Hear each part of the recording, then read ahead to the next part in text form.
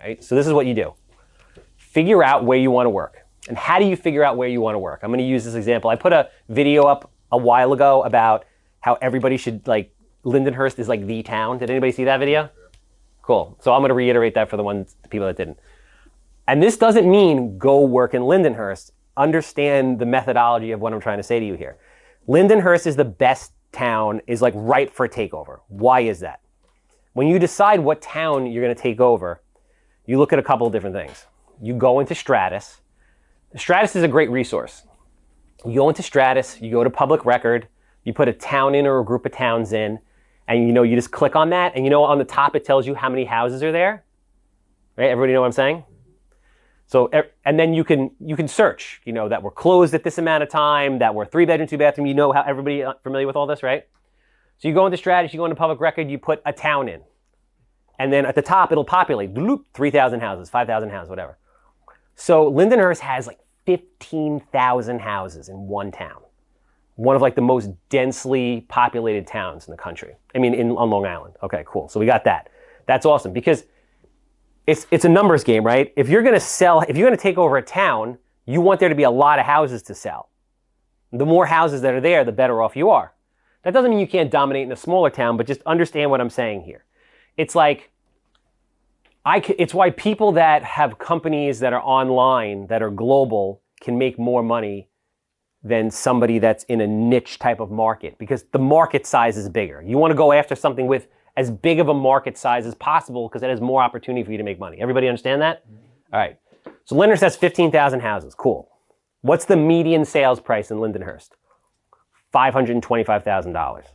Okay. What's the average days on market in Lindenhurst? 32. How many houses were sold in Lindenhurst in the last 6 months? 120. Everybody know how to get this information? You go to Stratus, you go to statistics, market statistics, you put in, and it tells you all this stuff. What's the absorption rate? Does anybody know what the absorption rate means? Anybody know what that means? Everybody heard that saying before, absorption rate? When you go to the market stats, bless you, and you put in for the last 2 months, it tells you what the absorption rate is. And it's in a month. It's like 1.3 months, 2.4 months, 6 months, whatever it is. What the absorption rate means is, based on the amount of houses that are on the market and the speed in which those houses are selling, if no house got listed from today on, how long would it take before all the houses that were listed were gone? The difference between a buyer and a seller's market is, does anybody know? 6 months. So if you have less than 6 months worth of inventory, of absorption rate of less than 6 months, you're in a seller's market. If you have 8 months, 9 months, 10 months worth of inventory, you're in a buyer's market. Everybody with me so far? Okay. So you put all those factors together. So all right, here we got Lindenhurst. All right, cool. Lindenhurst got 15,000 houses. That's cool. $500,000. People are buying $500,000. When interest rates are 8%, people are not buying, $2 million houses. They're buying $500,000 houses because that's what they can afford. Because don't get it twisted. When you're in the first-time homebuyer market, there's always the next wave of people that are buying houses that have to buy a house. They're getting married, they're having a kid, they're downsizing from a bigger house, whatever it is. They have to transact. It doesn't matter, right? So those houses are going to move. All right, how many of them sold in the last 6 months? 100. That means the houses are actually selling. They are moving. Houses are moving. So now you're like, okay, Lindenhurst is a great area. Who's the biggest realtor in Lindenhurst? So you go to Zillow, and Zillow has this function where you can look and see which agent is number one in the area. And by number one, you can count how many deals that agent did in a specific area within the last year. Everybody has seen that? You know what I'm talking about? So you go to Zillow, you click on Lindenhurst agents, and then you can see them listed, and you go to each one of their profiles and they'll say, close this one this day, this one this day, this day. So as you go through, you realize that the biggest agent, the top agent, isn't really doing a lot of deals at all. They're doing 4 deals, 5 deals, 6 deals, maybe 7 deals in that market. So what do? Now you've decided, you say, okay, that's the person I have to beat. Lindenhurst is my market, or whatever other market is my market. what am I going to do? You take a picture of that person. You stick it on your bathroom wall. And every day you look at it and say, I'm gonna sell more deals than this person. I'm gonna be the #1 realtor in Lindenhurst, right? We're still gonna use Lindenhurst for argument's sake because it's what I know. So now, once you sell more houses than the best realtor in Lindenhurst, guess what that makes you? The best realtor in Lindenhurst. How powerful is it from a branding standpoint, and then we'll digress, for you to be able to confidently go like this and say, I'm the #1 realtor in Lindenhurst. Right? And then they're like, no, I am. Really? Check Zillow. Right? No, you are the #1 realtor in Lindenhurst. Does anybody think that that would be a very powerful thing to walk into a listing presentation and be able to have marketing material that says with your face, Iaquinta Realty, face on there, Lindenhurst #1 real estate agent? That's a big deal, right? People want to work with the #1 person. All right, everybody with me so far? Any questions? How do you get the Lindenhurst from here? just keep driving. No questions. Anybody think I'm nuts or I don't know what I'm talking about? Most people do. It happens all the time. I'm not offended by it. I'm not sensitive. Anything you guys want to tell me. So we're good. Everyone's on the same page. No one's got any questions so far. So like, great, Charles. That's awesome. How are we going to do that? So at the beginning, right, for lack of a better word, it's like it's hand-to-hand combat. At the beginning, you have no money and a lot of time. Then you'll have a lot of money and no time. So you will use money to buy time. But in the beginning, you don't have any. So you have to use what you have. So now we're in Lindenhurst. We're thinking to ourselves, all right, sold 0 houses in Lindenhurst. Joe Blow sold 7. I want to be the #1 agent. How do I do that? Okay. You have to become the mayor or the mayoress of Lindenhurst. Real estate is like high school, although I hated high school. After high school is way better.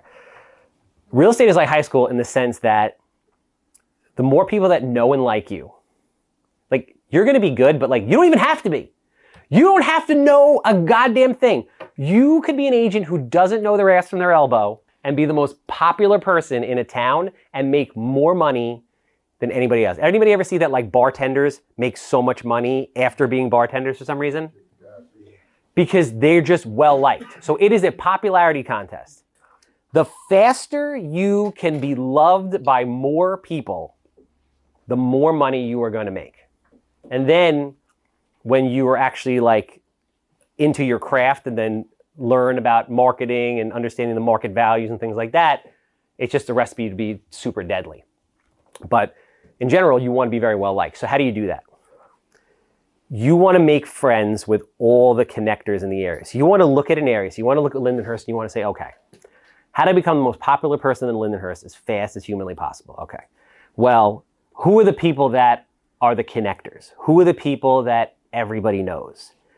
You know, who are the people like, and these are very basic people like a barber or someone that does nails or hair or a restaurateur or something like that. These are very, you know, just easily accessible people in a neighborhood, and they're connected with everybody in the neighborhood. Chamber of Commerce people, all these people. And everybody refers people to people that they like. So what I did was, originally I did it with my phone or I did it with technology. If you don't have any money, that's what you have to do at the beginning. And don't worry about, you know, the quality of the video or anything like that. But what I will tell you is this, you cannot be shy. Is there anybody here who's shy, who has a problem being on video, who has a problem being on camera, who has a problem talking to people? All right, so not to be a dick, but you can't be in sales if you don't want to talk to people. It's just contradictory to everything that goes on. You have to be, and listen, we're not all born like that, but you have to be willing to push yourself into an uncomfortable place where you do that. There is no way around it. There is no hack for it. If you don't do it, you will not do business. It is that simple. So what you do is you start talking to these people. So at the beginning, I started a podcast. Now, a lot of people are like, if there's only one marketing thing that I could do, it would be have a podcast. The podcast is literally the most selfish, yet appearingly selfless thing Yeah, right? That made sense. That you can do. Why? Do I care if anybody watches my podcast? Do I want to have like a big viewership? Right? Do I? It's good to have, I think, but I mean, probably not overly concerned. Yeah, it would be cool if I did, but like, I don't give a shit. Literally nobody could watch it. You know why? Let's say I want to do business with Al. Al's doing 50 deals a year. He's the king of Wantua. And he gets like 4 houses a year that smell like cat pee. And I would love to buy 4 houses in Wantua a year from Al that smell like cat pee because I grew up in Wantua and I can make a lot of money doing it, right? So Al's a busy guy and there's a lot of people that want Al's business and his attention. This is like for the mortgage people. Listen to this. How many times do you call up a realtor? Realtors, I'm going to ask the mortgage guy because he already knows. Realtors, how many times a mortgage guy call you up and say, yo, love to take you to coffee, take you to lunch, tell you about my products and like what we do? How many people? Super big lesson for you right now, bro. If there's one thing you take from this, it better be this. Everybody, right? Nobody wants to have coffee with you. It's not personal. They don't want to go to lunch with you. They have other shit they want to do. But let's say the mortgage guy calls you up and he's like, hey, John, what's your name? I'm sorry. Mike. Mike. Hey, Mike. Listen, man, I see what you do in real estate. I love it. I love your style. I have this podcast.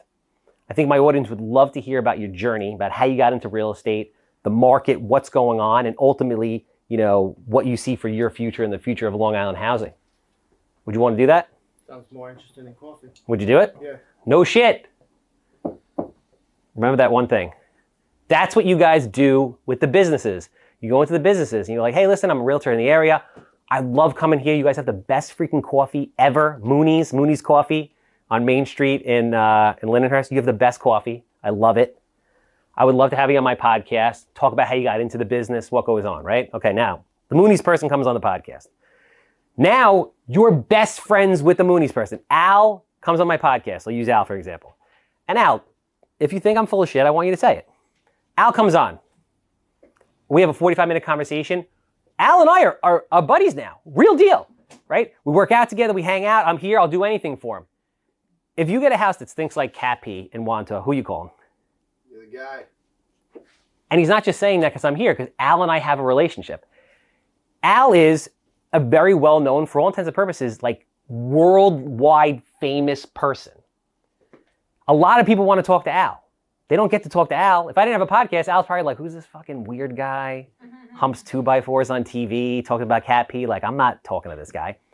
But in that scenario, Al's going to talk to me. And now Al and I have this relationship. So most importantly, Al and I have a relationship.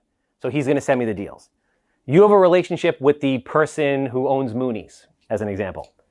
How many people come in and out of Mooney's every single morning and talk to the owner of Mooney's? Hundreds of people. The owner of Mooney's is more powerful than the mayor, right? Knows more people than the mayor of Lindenhurst. So now you have that relationship, which is the most important part. Then you have the content. So now you spread the content out all over social media. And listen, it doesn't have to be expensive and it doesn't have to be elaborate and it's not really that much work. Just don't be fucking lazy. If you're telling me that you can't get to where you want to be or that you don't have enough time or whatever, you're lying to me and yourself. You're just being lazy. And that's okay. But that's just an excuse, right? Everybody's idea of success is different. Everyone wants to reach a certain level, and there's nothing wrong with that. But just understand, if you're not where you want to be, it's your fault. You're not doing what you need to do to get where you need to be. So you take that footage and you chop it up. There's CapCut, which is like super cheap. Once you start making money, you can hire somebody like I have Greg in the back there. You can outsource it on Fiverr, and there's like guys in freaking Indonesia that'll work for $6 an hour. There's no excuse to not do this. So now you have this content. You put it out in long form. You chop it up into little clips. You put it on every social media platform. You tag the person in it. So now the Mooney's person is so excited because everybody likes talking about themselves. They're sharing it on all their social media, and everybody in Lindenhurst that follows the Mooney's lady is watching you. Who is that? Oh, that's this realtor, blah, blah, blah. And you do that over and over and over and over again. You know Cardinal Financial? You know Sal Rizzolo from Cardinal Financial? Sal Rizzolo. Oh, I've heard the name, yeah. So, and listen, Sal Rizzolo works very hard, so I'm not taking credit for this. I'm just part of this machine. So I work for Cardinal Financial as like an influencer and like a business development person. And I came into the office and I sat with all the loan officers and I'm like, yo, This is what you guys are going to do. Simple. No realtor wants to talk to you. Get Zoom. It's free. Or get StreamYard. It's like $300 for the year. So it's online. Get one of those little cameras or you have it in your laptop. Every single day, call a real estate agent and do a 20-minute podcast with a realtor every single day. What I said to Mike, call a realtor every single day. And who are the realtors you're going to call? The ones that are doing a lot of business. And try to do as many podcasts as humanly possible. The more podcasts you do, the more realtors are going to love you, the more business you're going to get.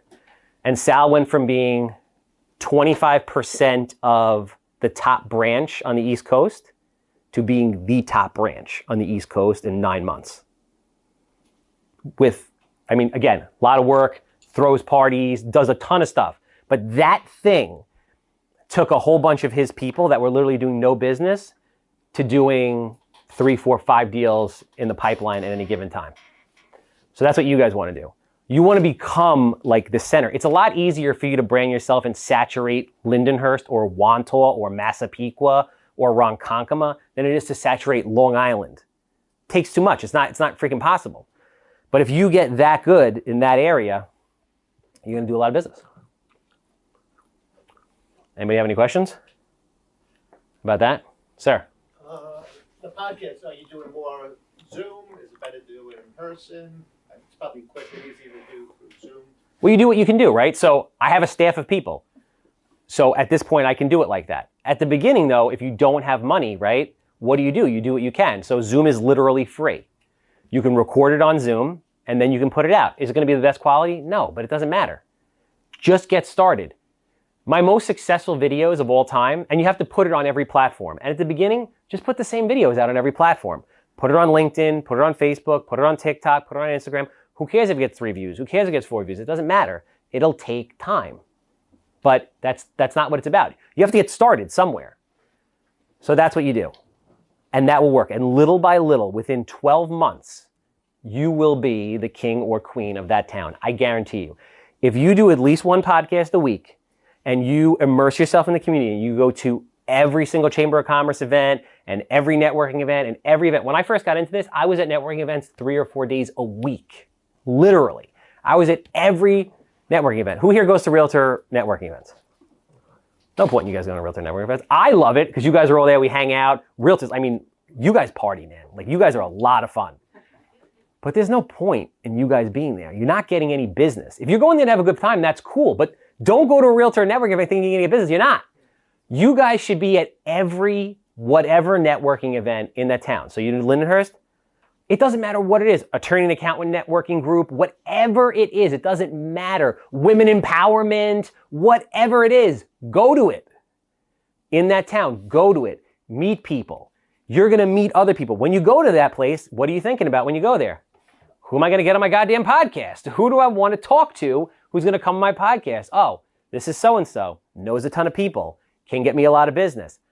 Let me ask them if they want to come on the podcast. So you meet them, you follow them on social media, then you weave your way into their life in a non-creepy way. That is what I did. I literally got realtors' business cards, found them on Facebook, friended them on Facebook, and then weaved my way into their life in a non-creepy way. Don't like every goddamn thing that they post, right? But make sure that they see you. And when they see you or you comment on their stuff, not everything they post, because that's creepy, right? Ladies, you know what I'm talking about. There's a lot of creepy guys out there. This will build up over time. And I promise you, if you do this in 12 months, you will have more business than you know what to do with. It is very easy for a realtor to do 25 to 50 deals a year. Kenny Hirsch, right? Look up Kenny Hirsch. He works for Compass. Really nice guy. Kenny Hirsch is the most, I mean, he's very handsome, right? Got $1 million smile and a great personality, but he's the most popular person in like Patchogue. This guy doesn't do a stitch of marketing. He doesn't need to do shit. His phone rings all day long with people that just want to buy and sell with him because it's him. That's what you want to be in that town. Now, once you start making money, you could start getting into all the different marketing verticals like, you know, texting and cold calling and direct mail and all the stuff that really makes sense. But at the beginning, you just got to get some momentum going. So that's really the plan. The plan is this, if we want to break it down to like something very like actionable. You go home today, and you start looking through all the towns that you want to work at. You go on MLS. What do you do when you go on MLS? Public records. There we go. Public record. Search the inventory. How many houses? What's the median sales price? How many houses are transacting? Who's the number one agent on Zillow? You do that town by town by town by town by town. Then you make a decision on which town you want to go. You take their picture, you stick it on their wall, and you're like, this time next year, I want to be the number one agent in that particular town. You join the local chamber of commerce, join every local networking group possible, start going in, talking to business owners. Now listen, you can work with like team members. All you need is a phone. Like you don't need Greg. You just need your phone. You get one of those little mini microphones for like 20 bucks.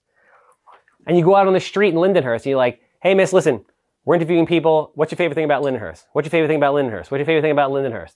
And you just make a collage of 90 seconds that you use as a YouTube short, that you use as a reel, that you use as a TikTok or whatever on that. And it's entitled, you know, what Lindenhurst loves about Lindenhurst.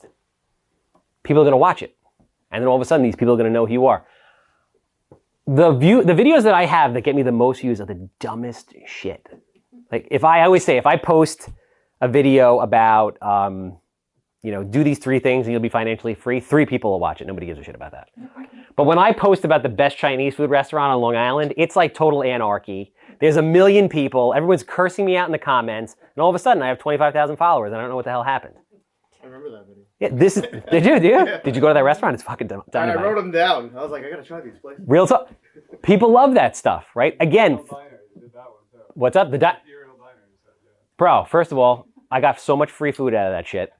I just did it. Now I go into these places, they look at me like, you know, I just invented fire. So twofold. A, I get the followers. B, everywhere I go, people are taking gas station selfies with me and shit like I'm somebody. I'm like, bro, who am I? I'm like a guy who grew up down the road in Wantaw who flips houses. Literally, people grab me in the gas station like, you're the guy on News 12. And they take pictures of me. My wife's never going to believe that I met you. Like, bro, who the fuck am I?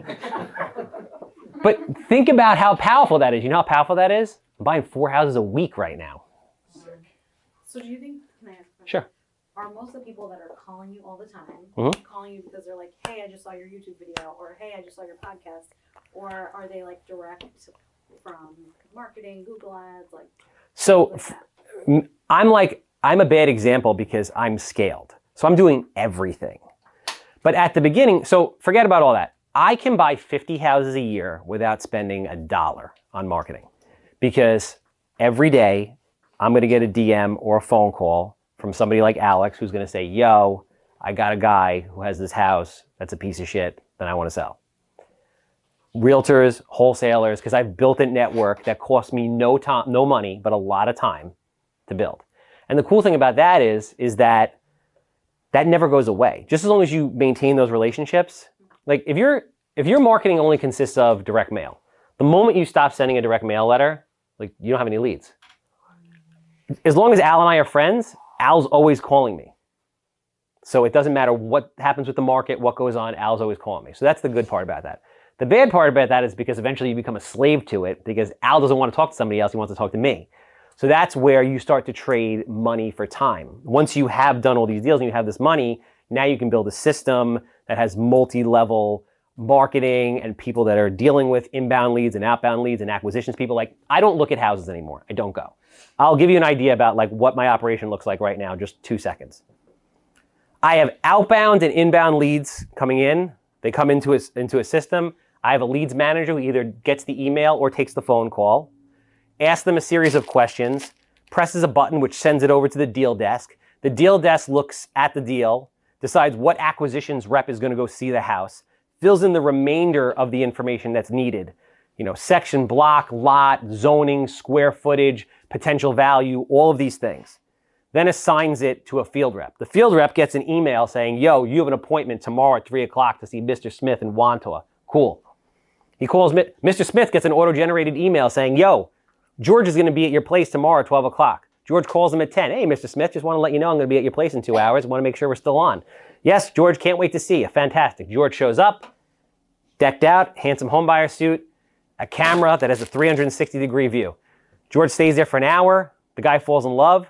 George walks around, asks them all the qualifying questions that I laid out, takes 360-degree pictures like a Matterport type camera of the entire house inside and out, which projects onto an app where the person at the deal desk is writing and checking it out.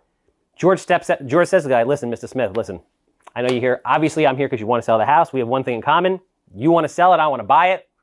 I see here on my paper that you're asking for $500. I'm not sure if we can do $500. We might be able to do $450, but let me ask you a question. In the unlikely event that I can give you $450,000 for this house today, would you be willing to sign and make a deal right now? Yes, I would. Great. Let me just step outside, have a conversation in my office. I'll come right back. Goes outside, calls the deal desk, says, hey, deal desk, you see the pictures? This guy wants $450. We can lock it up now. What do you think? Yeah, $450 works. All right, cool. Press a button. DocuSign contract goes over there. George is like, absolutely. We're going to make the deal. Do you need an attorney referral or do you have an attorney already? Oh, you need an attorney referral? No problem. Bloop, bloop, bloop. Here's a list of 3. Pick one. Gets him on the phone. Hey, Nick, I'm here with Mr. Smith. He's interested in selling his house. Would you like to represent him? Absolutely. 10 minutes later, Mr. Smith signs the contract on George's phone and we're under contract. That's what's possible 7 years later. Wow. Where I started was walking into East Coast RIA and I didn't know a fucking thing about real estate or a house 7 years ago. Right? How many people do you have working for you? A lot. I mean, I own a construction company. I have my in-house acquisitions team. We have a permit division. I have a property management division. I have like fucking 40, 50 people, something like that. Sir. In the last 2 years, in us and Suffolk, which one was the towns that you did most business in? Suffolk has more opportunity just because it's larger and, well, it's different from a realtor standpoint than it is from, Suffolk County has more houses and more people. So I do more business there. Like There's no real rhyme or reason about it.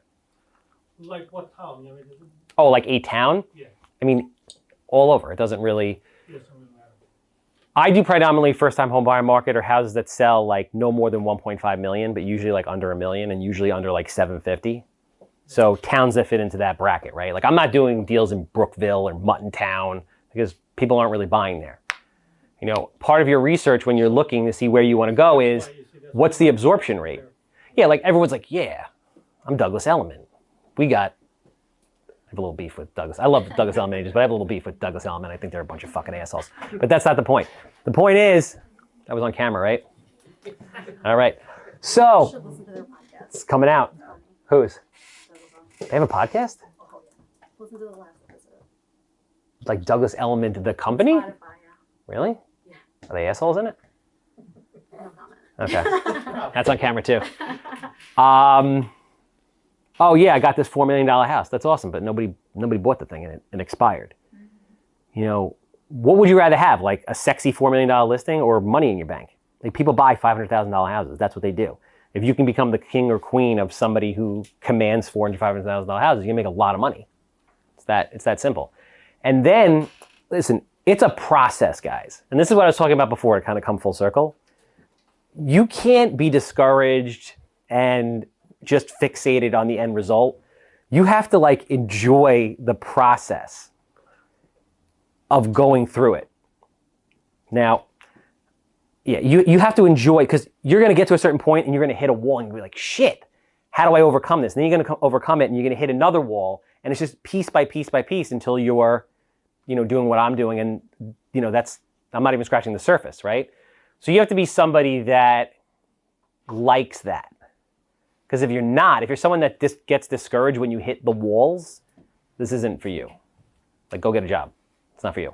What is the minimum profit you're looking when you do flip a house? If you buy a $400,000 house, you're looking for 10 to 15%? Or are you... That just went way left. We just went, okay, so we're over there. All right, good. I can do it. Flipping, sorry, just, yeah. So it's different for me, right? Like, all right. For me, it's like I have a machine to keep moving. So, and we're super dialed into the market. So I'll give you a scenario. Let's say I'm going to buy a house in Levittown, and I know that the house, it's the same house every goddamn time. So I know it's going to cost me $100,000 to do it, and I know I'm going to flip it and make and sell it for $500,000. So it's $100,000. It's $50,000 in soft costs. It's $100,000 in construction. So we're down to $350,000, and then whatever my profit wants to be, and then whatever, right? So we're at $350,000. Let's say I can get it for $300,000. I can make $50,000. Great. Like if you're doing a house, I'll answer in general terms. If you're doing a house and flipping it and selling it for $500,000, if you're not making $50,000, $60,000, it's not freaking worth it. Because if something goes left, you're gonna get screwed. Like for me, would I do a house like that and let's say make $30,000? Yeah, because I have a machine that I just feed houses into. You know what I'm saying? But if you're doing a couple of houses, you want to make sure you're getting the right deals, and you want to be in that range. So it's not really like, you'll see all these things on TikTok, like, all right, there's this formula, we do this, this, and this. There's not. If you want to get into the formula, here's the formula. After repair value, Minus fixed costs, repair. minus everything itemized. Not like minus this and 70% of F that. No. Minus your construction costs, minus your closing costs, minus your carrying costs, minus your cost of money, minus your profit gives you your maximal allowable offer. And everyone's cost of capital and things like that are different.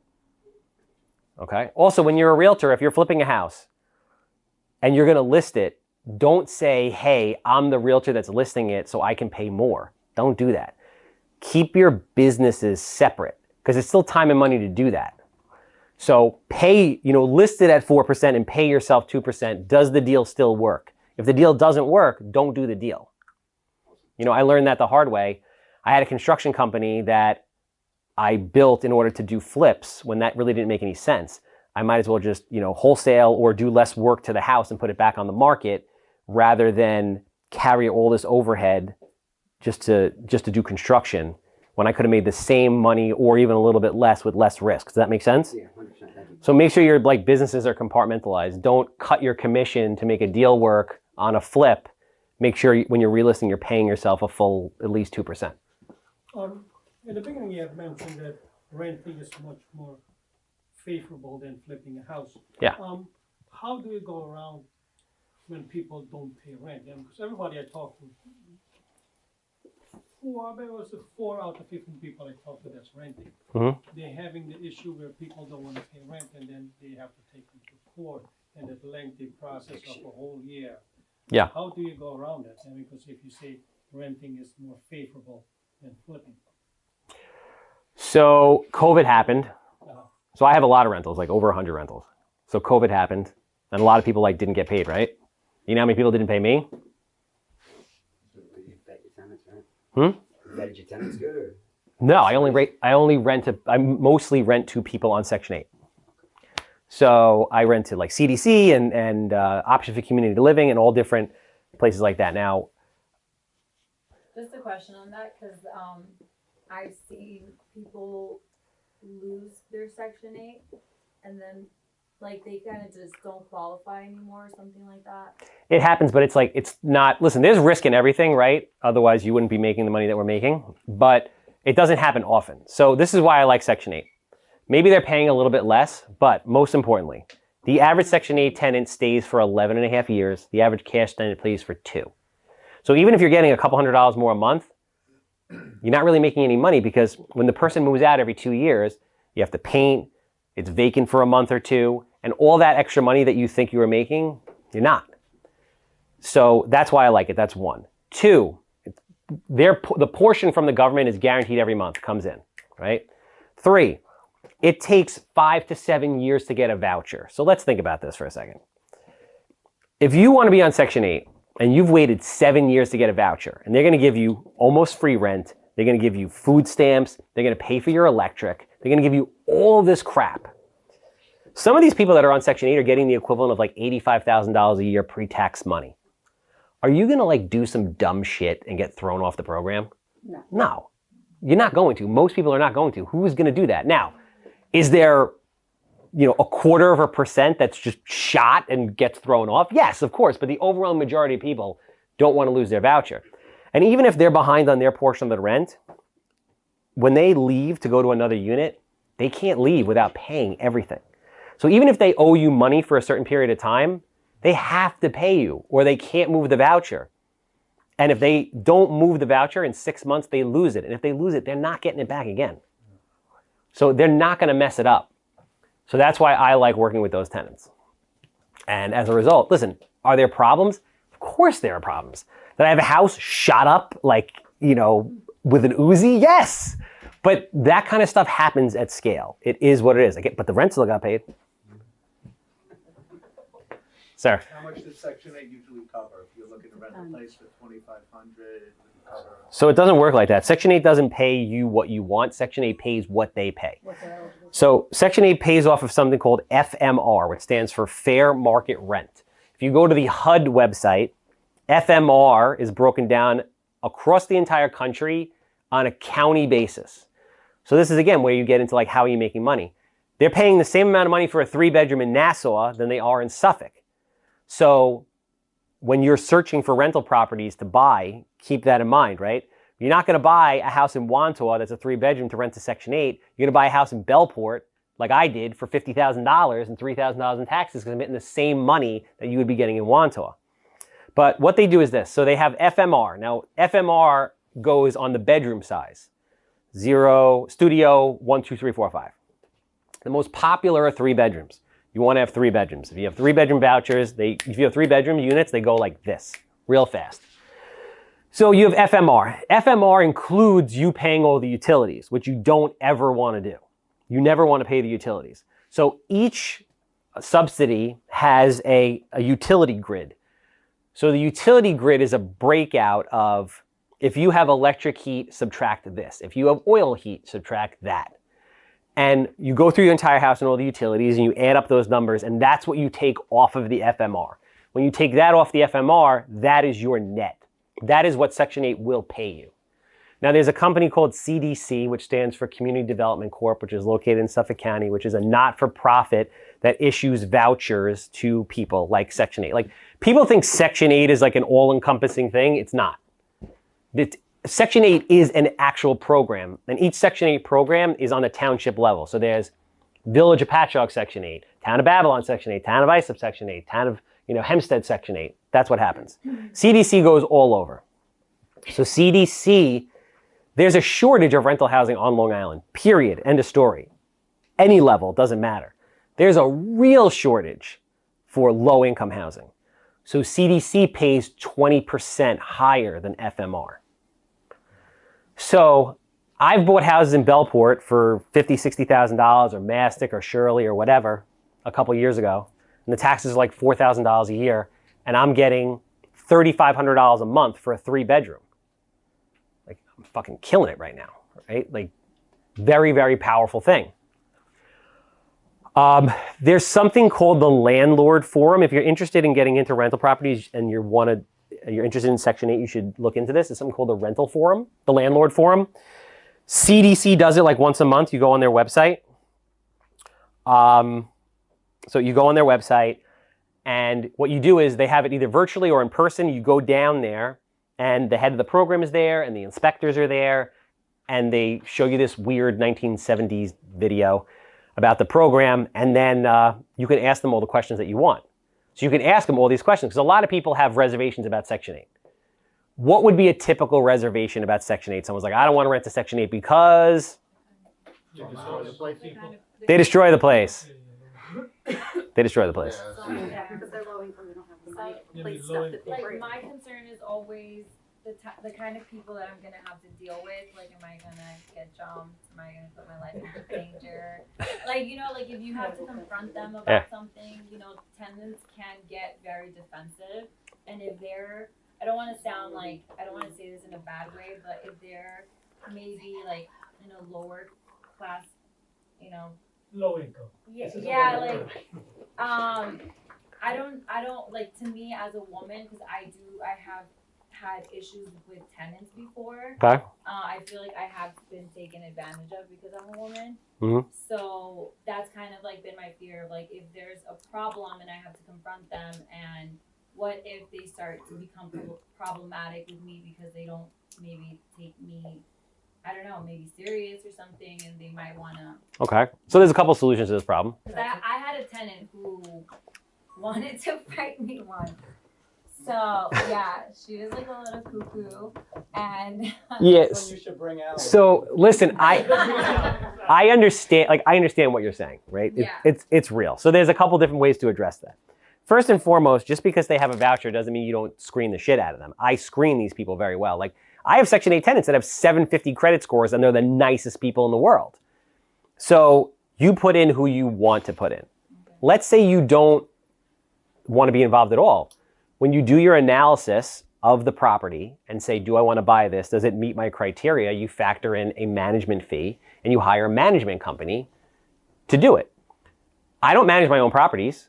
I have a property management company that I own that employs people that manages my properties. Right now, that didn't happen day one. It happened, a year into it after I bought, 15, 20 of them, whatever it was. But you can pay somebody. You can go and interview different property management companies. And you can pay somebody 8 to 10% of your gross rent. And you're okay with it because you already factored it into the equation and your ROI makes sense after all your expenses, and property management is one. Which also makes a lot more sense because instead of getting a phone call about a clogged toilet at 11 o'clock on a Tuesday, you're out listing a property for $1 million that's going to make you 20 grand. I don't do anything. Like when I tell you I don't do anything, I don't do anything. Like the house comes in, it goes through the construction division, it gets renovated. Now, my property manager talks to the construction division and says, yo, I got a new one coming up in Mastic. Awesome, when's it going to be ready? It's going to be ready at the end of the month. Okay. Calls up the rental agent who does our rentals exclusively. Hey, I got this new one. Go check it out. Go take pictures. Go get it listed. Okay, gets it listed. Now, they have a protocol that they go through. When people come into the house, she asks them a series of questions. She knows the answers that I'm looking for. Once she finds someone that she likes, she puts them through a background check, right? Now, realtors, some of you guys, there's like laws about not, fuck that shit. Like, I don't care. Like, find me, ha. Like, yeah, you don't care that I'm going to put like an axe murder in my property because it's like against fair housing, right? So I do it anyway. I don't care. right, I was gonna ask them. Have somebody else do it for you. So when does it become like discrimination? Because that's They, kind of. the second I've you had open your mouth. people. I'm renting to Section 8 people. How am I discriminating? No, I know. I understand what you're saying. I've had people say like you're discriminating, and I'm like, I literally just said I don't know if the landlord's gonna take Section 8. You can't say that. And I know you can, and I did it. No, you can't do that. Right, Yeah. And when I was like, Major younger, lawsuits that's are going what on. I said, and then Big time. my broker was like, yeah, it's something that you weren't supposed to say, but to me now it's like, where's the line? I mean, listen, I have a saying. Is it discrimination to deny someone because they have a Yes. criminal record? No, first of all, you don't have to tell them. No, you don't tell them. You don't tell them anything. No. Can they As a accuse you of that? They can accuse you of anything. I'm being sued by 4 people right now. At any given time, I'm being sued by 3 or 4 people. A lot of it goes away. It doesn't matter. But you have to do what you have to do. Like I have a saying, sometimes you just have to sell drugs, but have an end game. When you get into business, sometimes you have to do shit that isn't moral or sometimes legal. Don't do it forever because you're going to get caught. But you can get away with a lot of shit for like 3 years. And if you don't, you got to do some stuff sometimes to get to a certain level to go legit. That doesn't really apply to this scenario. It's pretty simple. It comes in. Okay, murdered his wife? Yeah, not taking that guy. All you have to say, like, there's a buffer. You have a rental agent, or if you're the rental agent, right, and it's your property, don't tell them it's your property. And just say, okay, I'm going to refer everything to the landlord. I refer everything to the landlord makes the decision. Right. Okay, great. You screen it, so we screen it. We look for certain things. If she likes it, she sends it over to the property manager. The property manager screens it. Then they bring the person in for an interview. Ask them a whole series of questions again. If they meet all these criteria, then they get the property. I have kind of piggybacking on what this gal said back there.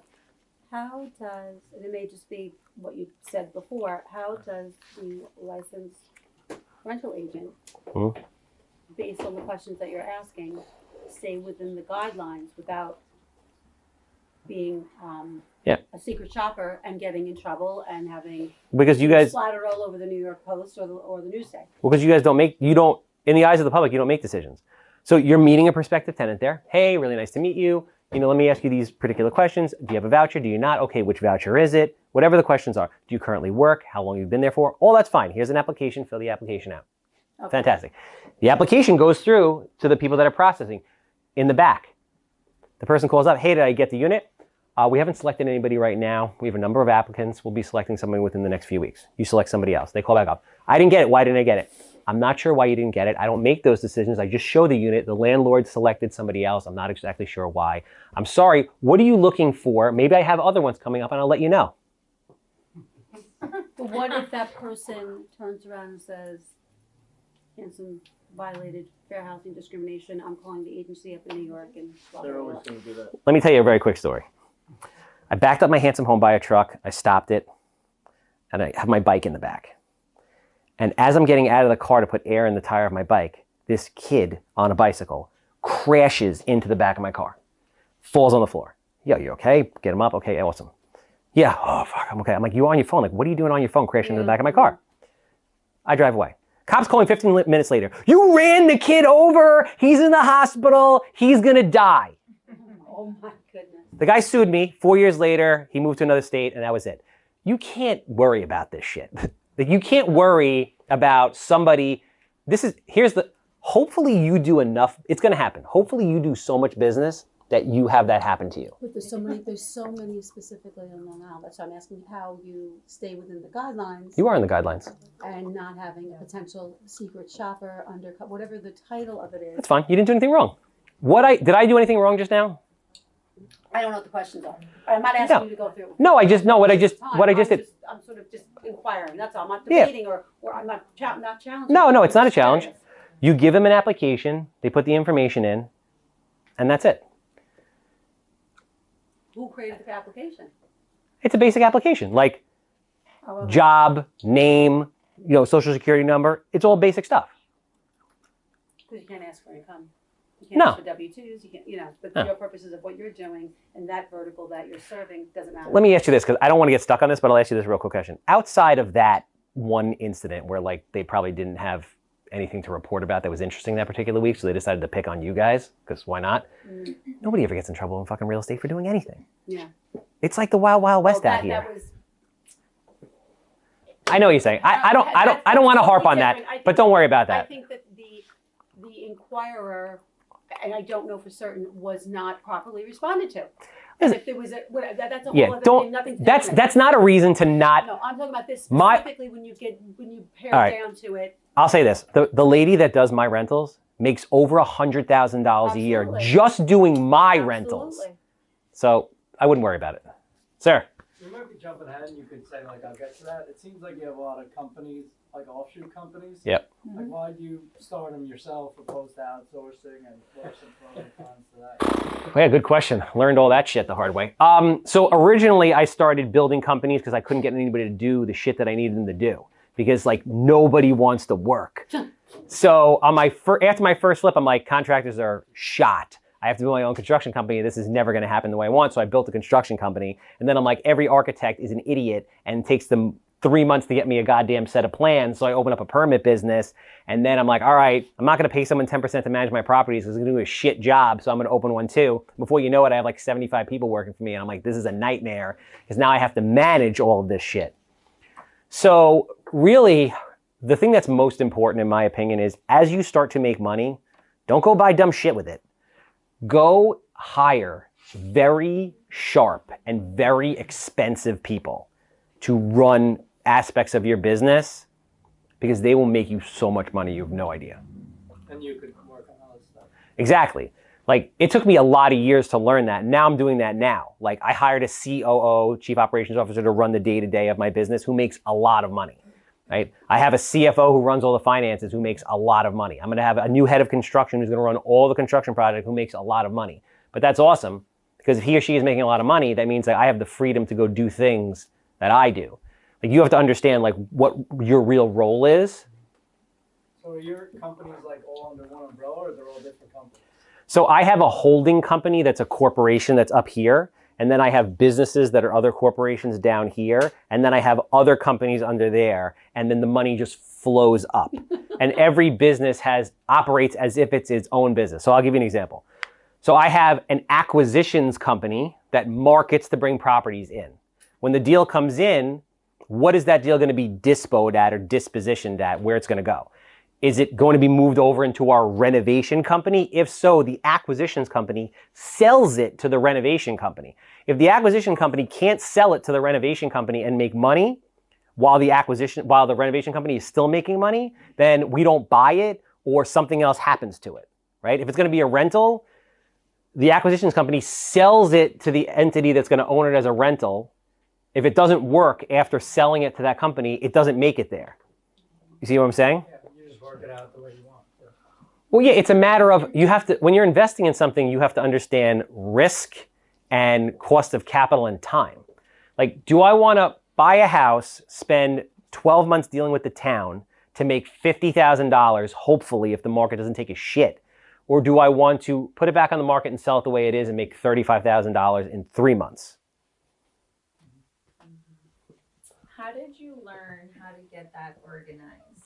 Because I think that that's something that people fall into in real estate when, you know, you're a realtor or you do rentals and you do flips. Like when you do so many within real estate, they're still not the same. How did you learn that? I know, like, obviously it took you time because you said you've been doing this for 7 years, right? Mm-hmm. But how did you learn that? Because I know people, like, you know, the people that I work with, they flip too, but they're not as. No, they're not, yeah. They don't have your system, right? So how did you even start your system and to where it's gotten now? I have had a lot of amazing free mentors, and I have paid for a lot of education, and I have worked really fucking hard. So, like, I had an original mentor, Carl Chavone, who I trained with for 3 to 4 years, and everyone's like, you're going to spend... People would come up to me at re-meetings, and they're like, Al was there, and they're like, I want to be you, I want to do 100 houses a year. I'm like, awesome, I'm going to tell you how to do it. And they get all really excited. And I'm like, you're going to hire Carl right here, you know, for $5,000 a year, or whatever it was. It was like bullshit money. And you're going to spend at least a year training with him obsessively for at least 20 hours a week while you're working your full-time job. And then you're going to do a couple flips and you're going to transition out. And they looked at me like I just like killed their cat. Because nobody wants to hear that shit. They want to hear like, read this book, go to this weekend course, and you're ready to do it. That's not how this works. So I trained with Carl for 3 years before I ever did it. After I did, my third year, I did 67 flips. And I registered to go to NYU at night to get my master's in real estate development, which took me 2.5 years. Today, with everything I'm doing right now, I have a mentor also. Like, I have another mentor who I pay a lot of money to teach me things. Like, mentors are amazing. Find the right ones, pay them. They're not expensive because what they're doing is you're paying them to compress time. If I have to figure this out on my own, either maybe one day I don't, or it takes me 5 years. If I pay, like this, my next phase of my business right now, I got this guy as a mentor. I paid him $30,000. Paid him $30,000 for 3 months. One phone call literally changed my entire business. So that's what you have to do. How did you find the school? Did you learn a lot from NYU, or did you think it was? NYU changed my life. I spent 2.5 years and $100,000, and it totally changed my life. So, but it depends on what you want to do, right? There are mentors that you could work with that are less expensive in a shorter period of time. It's just the route I took. Do you think there was more value add at furthering your education, like after you had some experience, or do you think you would have been able to take the same information out had you have maybe gone to school earlier? It's kind of like a catch-22, right? So when I went to NYU, this is the makeup of NYU Masters Real Estate. It's 85% generational rich real estate families.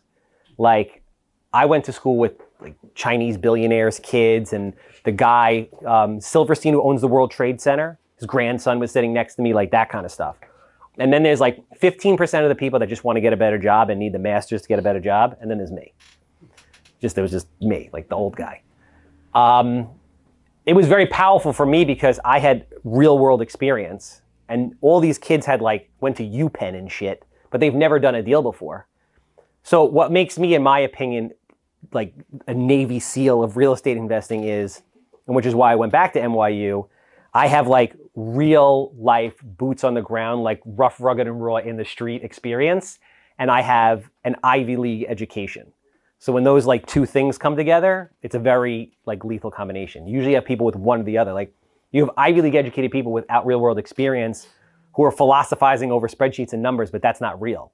And then you have people that are hustling in the street but don't understand the systems and procedures that I have in place to scale a business to the level that we've scaled it to. Does that make sense?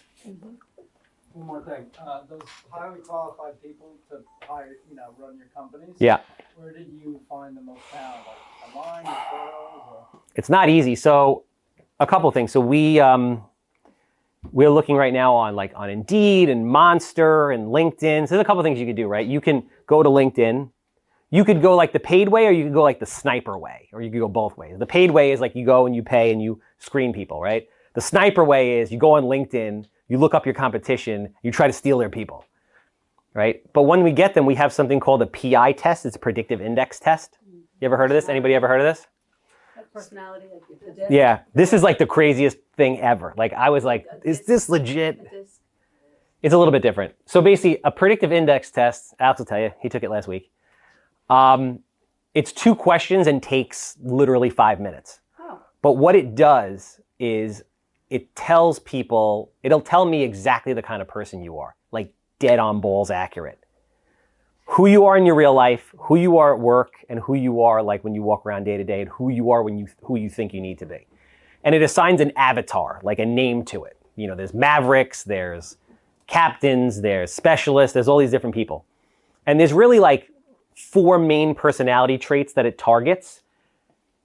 And there's like, basically it's like a grid. And depending on, it's A, B, C, and D. And depending on where your A is, if your A is all the way to the right, you're a very like alpha person, meaning you need to, you need to like assume dominance over a situation or over people.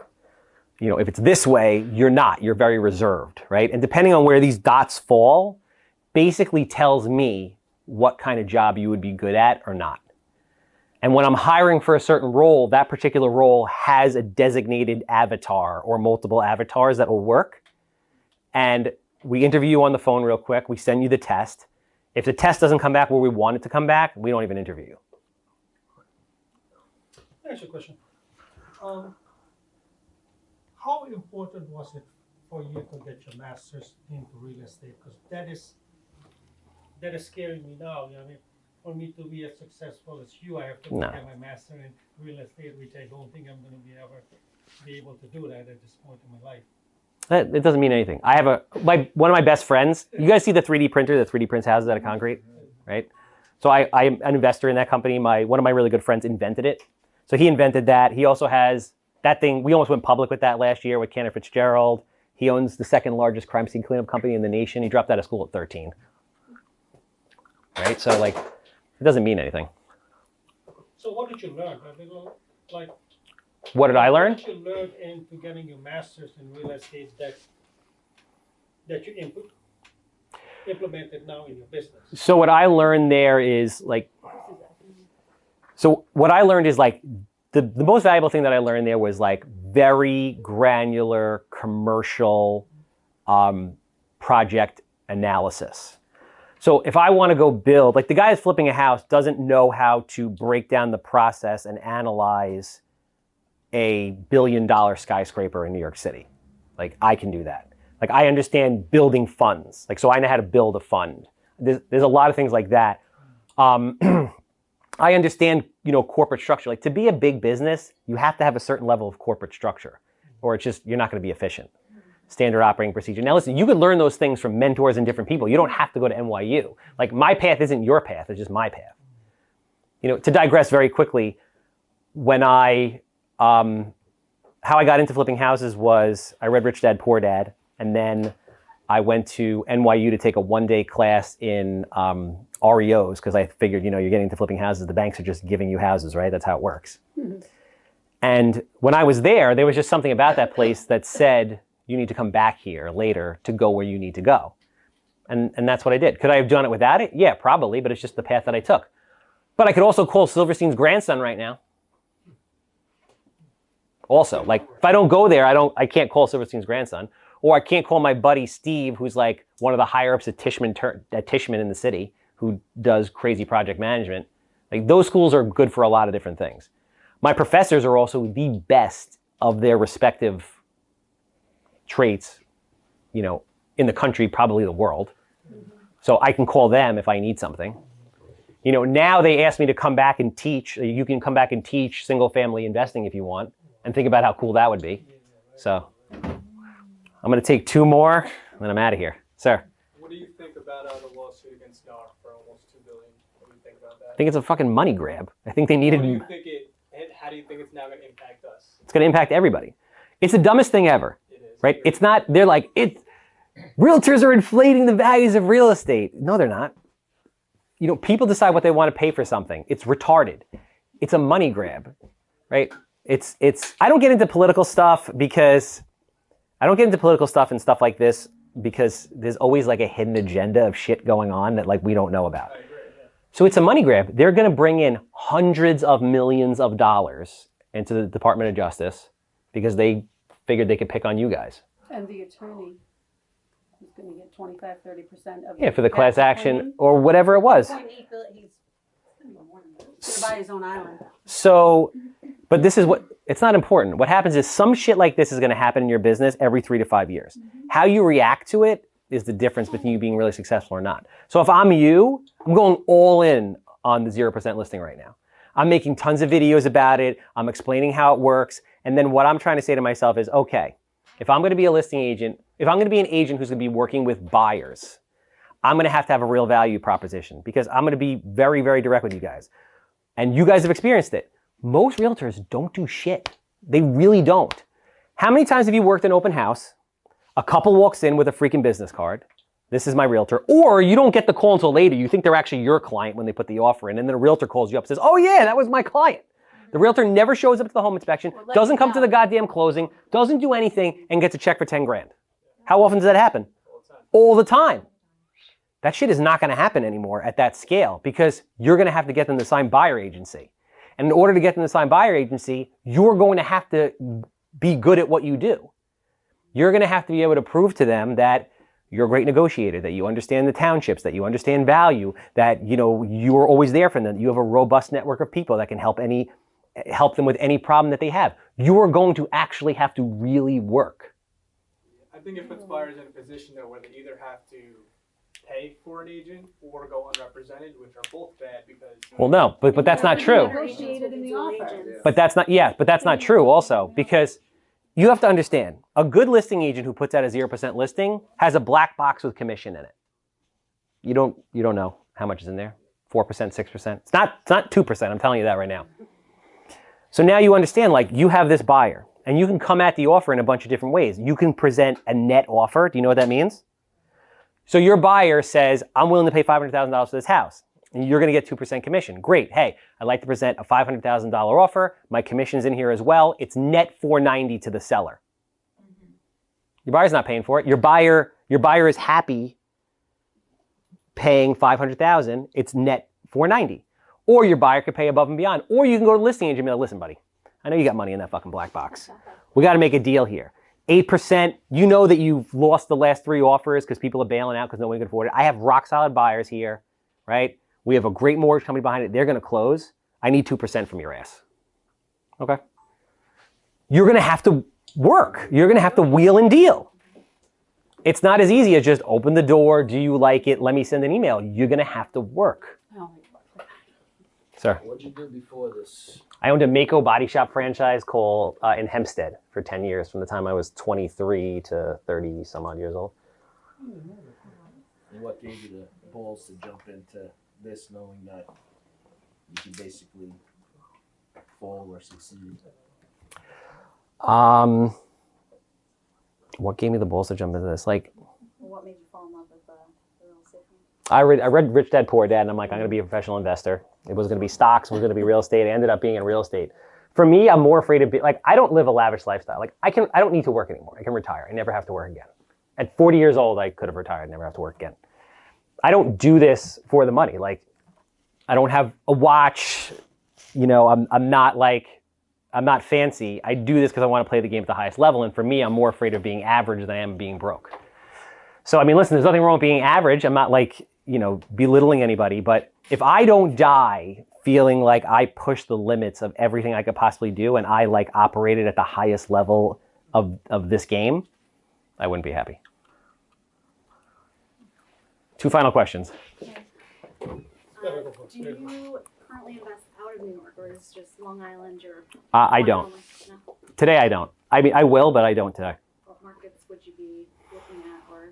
It really depends on like what the asset class would be and what's going on. Like I'm going to own a private equity fund within the next few years, which for those of you who don't know, a private equity fund is when you go out and you raise like hundreds of millions, if not billions of dollars worth of capital, and you deploy it in a number of different ways, whether that be like real estate or lending money or whatever.